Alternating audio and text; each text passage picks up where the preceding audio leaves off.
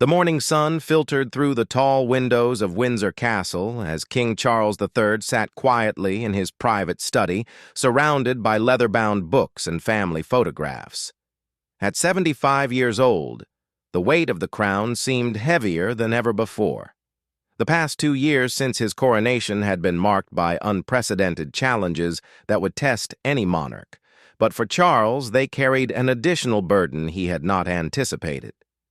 The diagnosis had come quietly, delivered by his personal physician during a routine checkup that turned into something far more serious: cancer. The word hung in the air like a shadow, changing everything in an instant.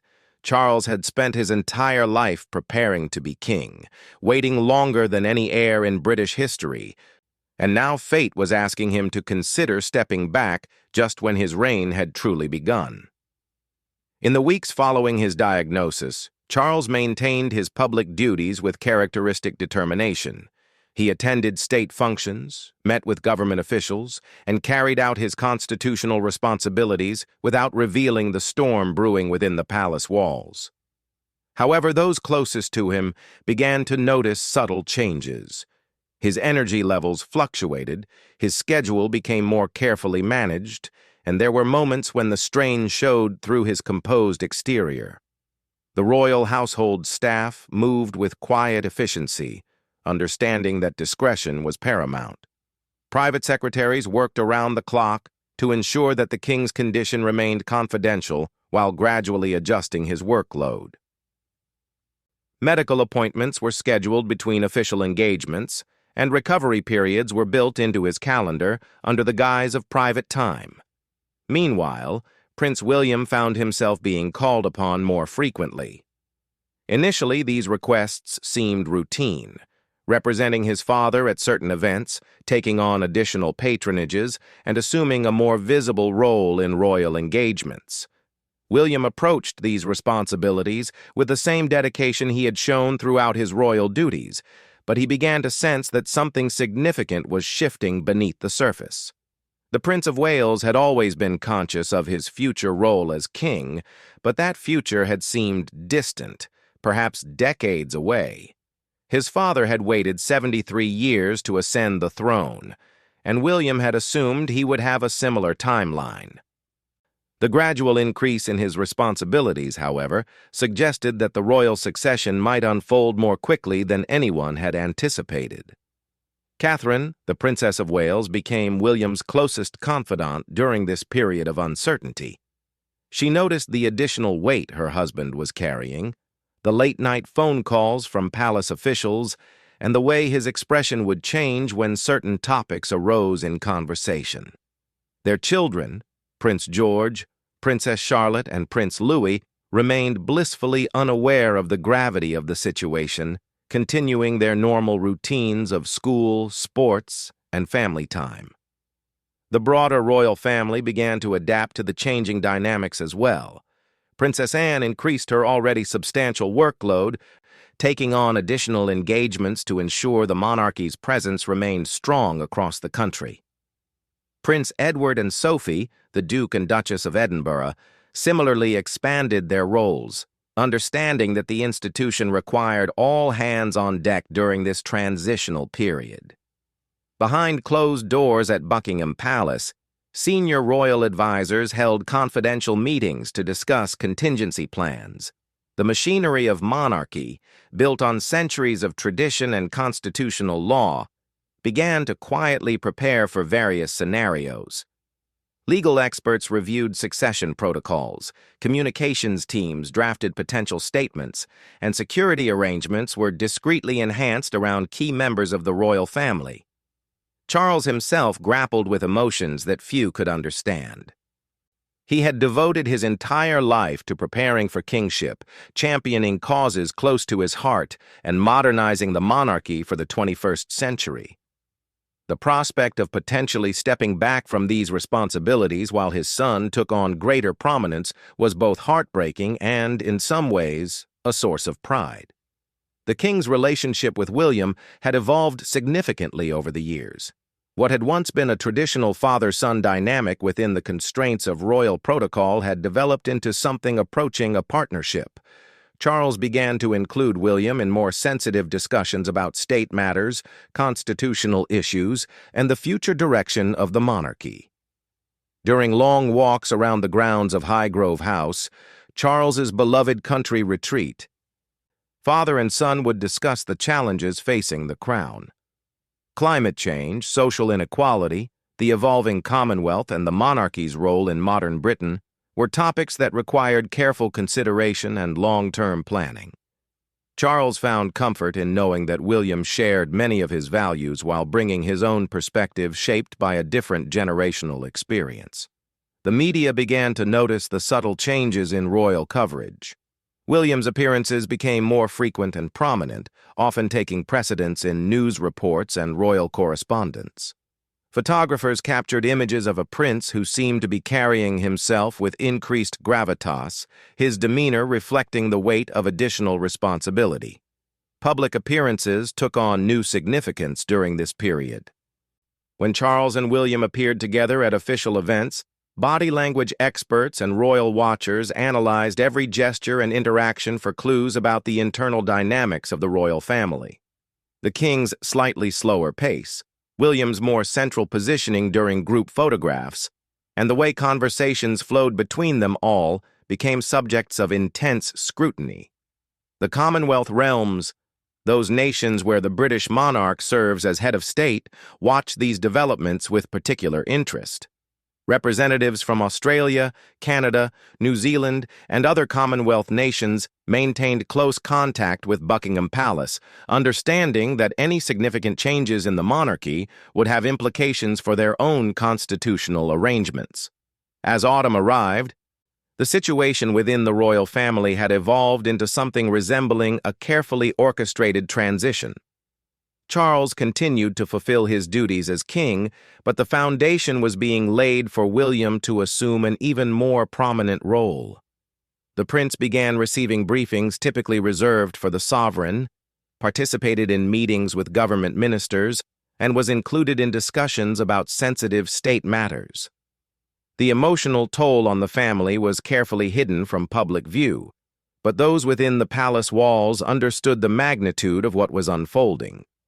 This was not merely a redistribution of royal duties, but the beginning of a fundamental shift in the monarchy that would reshape the institution for generations to come. The stage was being set for a transition that would test the resilience of both the royal family and the constitutional framework that supported them. The winter months brought an intensification of the quiet transformation taking place within the British monarchy. Prince William's schedule had become nearly indistinguishable from that of a reigning sovereign, filled with state dinners, diplomatic meetings, and constitutional responsibilities that traditionally belonged to the king alone. The transition was happening so gradually that the public remained largely unaware of its scope, but within government circles and diplomatic communities, the shift was unmistakable. Prime Minister's weekly audiences, a cornerstone of British constitutional tradition, began to include Prince William on a regular basis. These private meetings, held in the secure surroundings of either Buckingham Palace or Windsor Castle, covered sensitive matters of national security, economic policy, and international relations. William approached these sessions with the same methodical preparation that had characterized his military training and previous royal duties, studying briefing papers late into the night and asking penetrating questions about complex policy matters. The Prince of Wales had always been interested in social issues, mental health advocacy, and environmental conservation, but his new responsibilities demanded a much broader understanding of governance. He began working with a team of private secretaries and advisors who helped him navigate the intricacies of constitutional monarchy, parliamentary procedure, and diplomatic protocol. Every decision carried weight. Every public statement was scrutinized, and every appearance was analyzed for its potential impact on both domestic and international relations. Catherine's role evolved alongside her husband's increased responsibilities. The Princess of Wales found herself taking on more high-profile engagements, often representing the royal family at events where she would previously have been accompanied by senior royals. Her natural grace and diplomatic skills proved invaluable during state visits, charity galas, and cultural celebrations. The public responded warmly to her increased presence, viewing her as a stabilizing influence during a period of subtle but significant change. Behind the scenes, the couple worked to maintain normalcy for their 3 children, while preparing them for the reality that their father's role was expanding rapidly. Prince George, as the eldest and future heir to the throne, began to receive age-appropriate explanations about royal responsibilities and constitutional duty. Family dinners at Kensington Palace often included discussions about history, current events, and the importance of public service, delivered in terms that young minds could understand and appreciate. King Charles continued to fulfill his official duties, but those close to him could see the physical and emotional toll of his health battle. His treatment schedule was carefully coordinated with state obligations, and palace medical staff worked around the clock to ensure his comfort and care. Despite the challenges, Charles maintained his characteristic dedication to duty, refusing to let personal struggles interfere with his constitutional responsibilities. The relationship between father and son deepened during this period as they worked together more closely than ever before. Charles began sharing insights gained from his decades of preparation for kingship, while William brought fresh perspectives shaped by his military experience and generational awareness of modern challenges. Their conversations covered everything from the changing nature of the Commonwealth to the monarchy's role in addressing climate change and social inequality. International leaders began to take notice of Prince William's increased prominence on the world stage.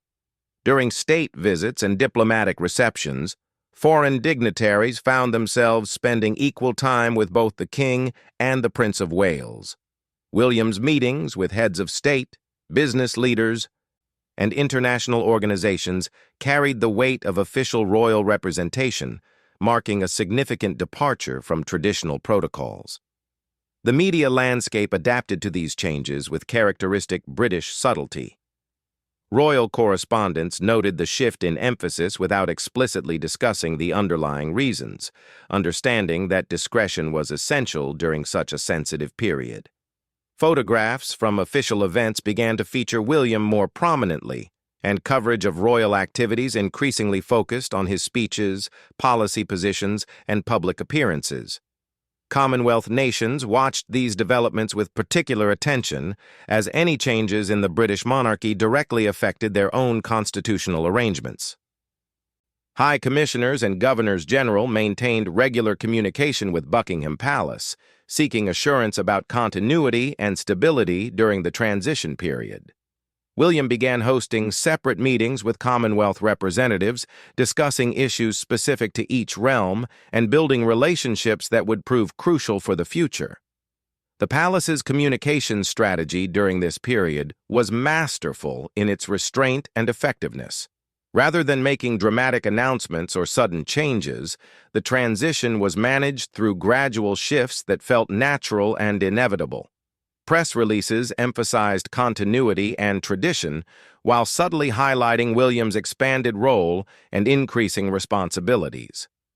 Security arrangements around the royal family underwent significant enhancement during this period, though the changes were implemented with typical British discretion. Protection officers adapted their protocols to accommodate William's increased exposure and higher profile, while maintaining the delicate balance between safety and public accessibility that characterizes modern royal security. Financial and legal experts within the royal household worked quietly to ensure that all constitutional and practical arrangements were properly aligned with the evolving situation. Trust funds, property arrangements, and ceremonial protocols were reviewed and updated to reflect the changing dynamics within the royal family. The emotional weight of the transition was perhaps most evident in private family moments. Charles found solace in spending time with his grandchildren, sharing stories about royal history and family traditions that connected them to their heritage. William and Catherine made special efforts to include the king in family activities, understanding that these moments were precious and might become increasingly rare. Public polls during this period showed strong support for both Charles and William, with citizens expressing confidence in the monarchy's ability to provide stability and continuity during challenging times. The gradual nature of the transition helped maintain public confidence while avoiding the drama and speculation that might have accompanied more abrupt changes. As spring approached, the new normal within the royal family had become firmly established. William's transformation from prince to king-in-waiting was nearly complete, though no formal announcements had been made. The machinery of monarchy continued to operate smoothly, adapted to accommodate the changing health and capacity of its sovereign, while ensuring that constitutional duties were fulfilled without interruption. The stage was now set for the final phase of this remarkable transition, one that would test the resilience of both the royal family and the British constitutional system. The careful groundwork laid during these months of gradual change would prove essential for navigating the challenges that lay ahead as the monarchy prepared to enter a new era under different leadership while maintaining the traditions and stability that had sustained it for over 1,000 years. The spring morning, when everything changed, began like any other in the royal calendar, with carefully scheduled appointments and state business proceeding according to established protocols. However, by evening, the British monarchy would have entered a new chapter that would reshape its future for generations to come. The decision that had been building quietly for months was finally ready to be unveiled to the world. King Charles III had spent weeks in consultation with his closest advisors, constitutional experts, and family members, weighing the enormity of the step he was contemplating. His health challenges, while manageable, had forced him to confront the reality that his reign might be shorter than anyone had anticipated. Rather than allow the monarchy to suffer from gradual decline or uncertainty, he chose to make a decision that would ensure its strength and continuity. The private meeting between Charles and William that sealed the transition took place in the oak-paneled study at Windsor Castle, where so many momentous royal decisions had been made throughout history. Father and son sat across from each other, the weight of 1,000 years of monarchy resting between them. Charles spoke with quiet dignity about his decision to step back from active duties while retaining the title of king, effectively making William the acting sovereign in all but name. William's response reflected the gravity of the moment and the depth of his preparation for this responsibility. He accepted the role with humility and determination, understanding that he was not just taking on personal duties, but assuming guardianship of an institution that represented stability and continuity for millions of people across the Commonwealth and beyond. The constitutional implications of this arrangement required careful navigation. Legal experts worked around the clock to establish precedents and protocols that would allow for an effective transfer of practical authority while maintaining the technical legitimacy of Charles's reign. The solution they crafted was unprecedented in modern times, but grounded in historical precedent and constitutional law. Catherine's transformation into the de facto queen consort began immediately, though she would not formally hold that title while Charles remained king. Her schedule expanded dramatically to include the ceremonial and diplomatic responsibilities traditionally associated with the monarch's spouse. She approached these new duties with the same grace and dedication that had characterized her decade-plus as a working royal, quickly becoming an essential partner in William's expanded role. The couple's children faced perhaps the most significant adjustment of all. Prince George, now old enough to understand the magnitude of the change, began receiving more formal instruction in royal history and constitutional matters. Princess Charlotte and Prince Louis, while younger, also started to grasp that their father's role was becoming more important and demanding. Family time became even more precious as public duties expanded exponentially. The announcement to the broader royal family was handled with characteristic British understatement, but the implications were understood by all. Princess Anne, Prince Edward, and other working royals prepared to shoulder additional responsibilities to support the new arrangement. The Queen Consort, Camilla, found her own role evolving as she provided support to Charles during his health challenges while maintaining her own public commitments. Government officials were briefed on the new arrangements through carefully orchestrated meetings that emphasized continuity and constitutional propriety. The Prime Minister's office issued statements supporting the royal family's decisions while reassuring the public about the stability of constitutional governance. Parliamentary leaders from all parties expressed confidence in the monarchy's ability to adapt to changing circumstances while maintaining its essential functions. International reactions were carefully monitored as news of the transition began to circulate within diplomatic circles. Commonwealth realms received advance notification of the changes, with assurances about continued constitutional relationships and ongoing cooperation. Foreign governments expressed support for the royal family's decisions while recognizing William's enhanced authority in international relations. The media strategy for announcing these changes required extraordinary coordination and timing. Rather than a single dramatic revelation, the palace chose to let the reality become apparent through observed changes in roles and responsibilities. Royal correspondents began to piece together the full picture, reporting on the transition with appropriate respect for the family's circumstances while informing the public about the new arrangements. Public reaction proved overwhelmingly supportive as citizens recognized the wisdom of ensuring effective leadership during challenging times. Polls showed strong approval for both Charles's decision and William's readiness to assume greater responsibilities. The gradual nature of the transition helped maintain public confidence while avoiding constitutional crisis or dramatic upheaval. The first major state occasion under the new arrangement provided a powerful demonstration of the monarchy's continued strength and relevance. William presided over the ceremony with dignity and authority that impressed even skeptical observers.